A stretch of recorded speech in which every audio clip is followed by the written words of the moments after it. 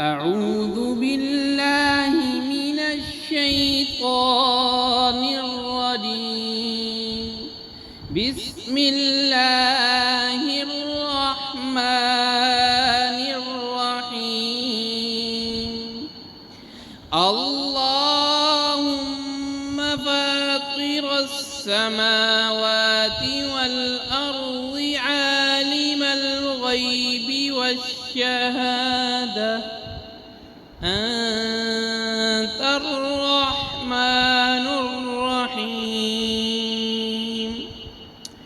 اللهم إني أعهد إليك في هذه الحياة الدنيا وأشهد أن لا إله إلا أنت وحدك لا شريك لك، وأشهد أن محمدًا عبدك ورسولك، فلا تكلني إلى نفسي، فإنك إن تكلني إلى نفسي تقربني إلى الشر وتباعدني من الخير، وإني لا أتكل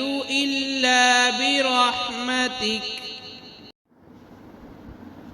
فاجعل لي عندك عهدا توفيه إلى يوم القيامة، إنك لا تخلف الميعاد.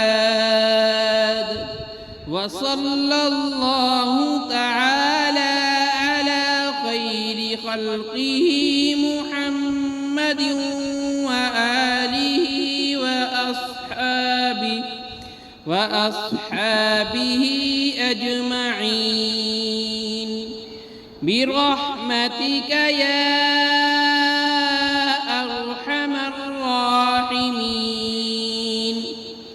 لولا إذ دخلت جنتك قلت ما شاء الله لا قوة